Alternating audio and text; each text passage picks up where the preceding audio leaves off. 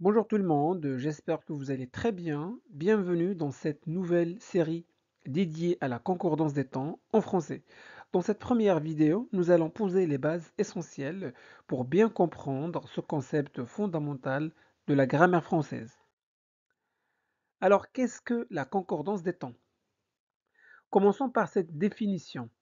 La concordance des temps est une règle grammaticale qui régit l'harmonisation des temps verbaux entre la proposition principale et la proposition subordonnée dans une phrase complexe.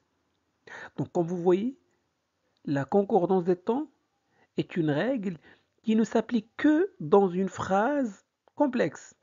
Dans une phrase complexe. Et qui dit phrase complexe dit forcément proposition principale et proposition subordonnée. C'est bon? Autrement dit, il veille à ce que les temps utilisés dans les différentes propositions, c'est-à-dire proposition principale et proposition subordonnée, soient logiquement et grammaticalement cohérents. Alors, savez-vous faire la différence entre une proposition principale et une proposition subordonnée?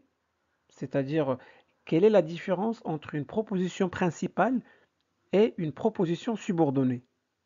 C'est une question simple mais essentielle, car cette distinction est la base de toute phrase complexe et donc au cœur même de la concordance des temps. Alors, avant d'aller plus loin, faisons un petit rappel pour bien poser les bases. C'est parti. Donc la proposition principale est la partie centrale de la phrase. La partie centrale de la phrase, c'est elle qui porte l'idée principale. Par exemple, il pense,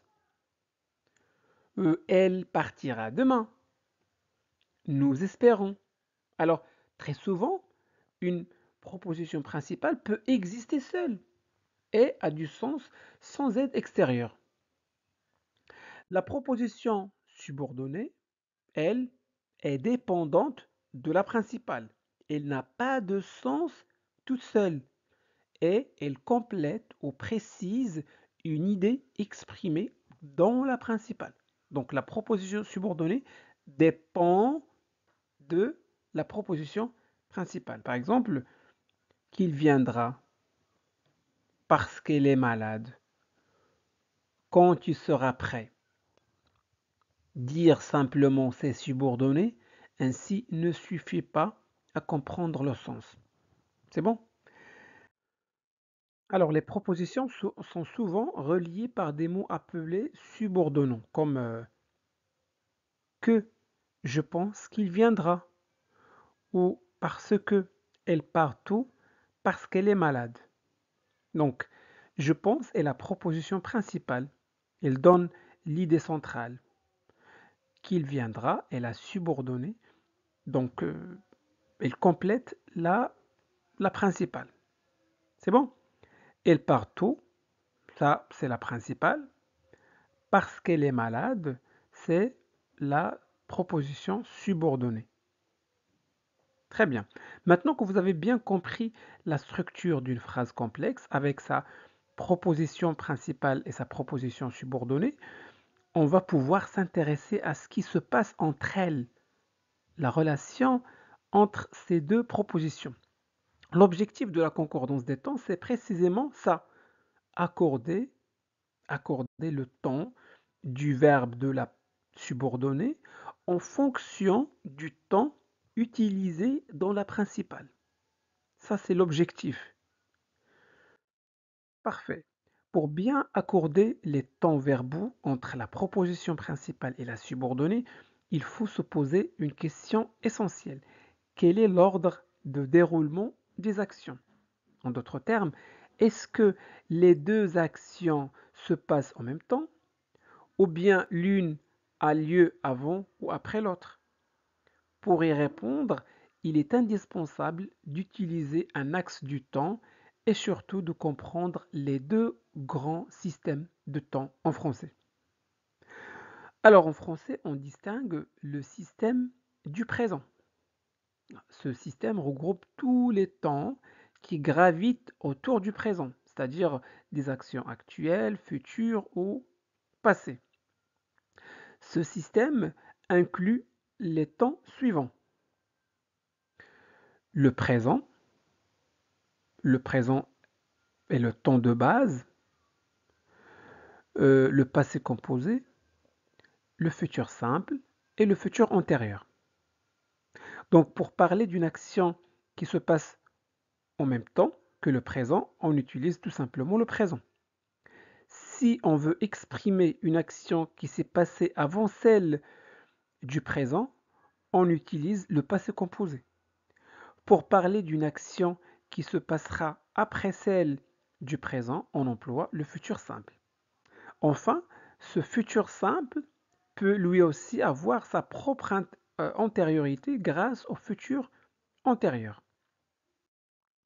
Le deuxième système fonctionne sur le même principe, mais avec des temps du passé. Ici, le temps de base peut être soit le passé composé, soit l'imparfait. Pourquoi deux temps? Parce qu'ils n'expriment pas la même idée. L'imparfait sert à parler d'une action qui dure, qui s'inscrit dans la durée et qui n'est pas forcément terminée. Le passé composé est utilisé pour des actions ponctuelles, courtes et terminées. Par exemple, si la proposition principale est au passé composé et que la subordonnée est au plus qu'au parfait, cela signifie que l'action de la subordonnée s'est produite avant celle de la principale. Il s'agit donc de l'antériorité. Si la proposition principale est au passé composé et que la subordonnée est à l'imparfait,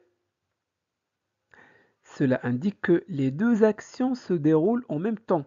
Il s'agit d'une simultanéité.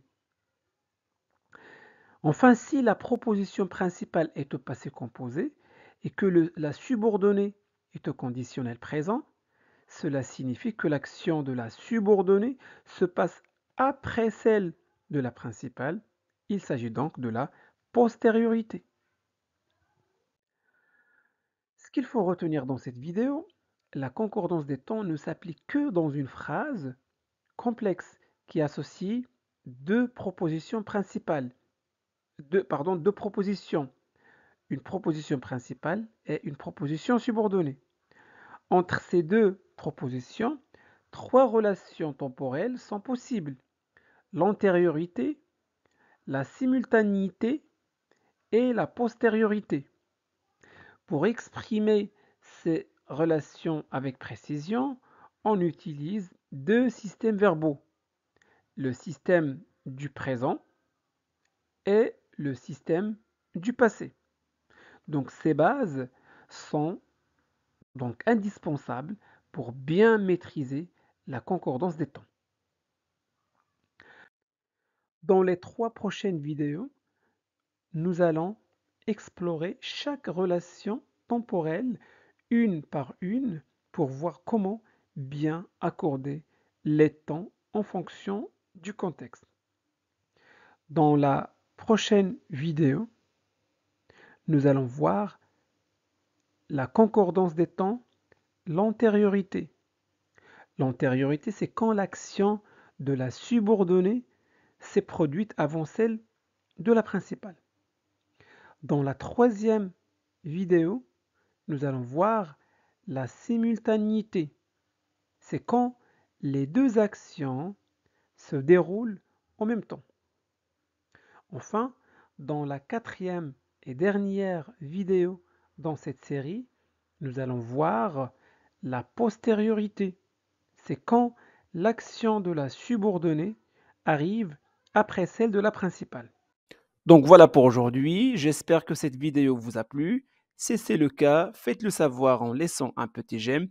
Vous pouvez partager cette vidéo avec vos amis pour les aider à progresser en français. Et n'oubliez surtout pas de vous abonner à notre chaîne Classe de français pour ne pas manquer nos prochaines vidéos. Merci de votre confiance. Au revoir.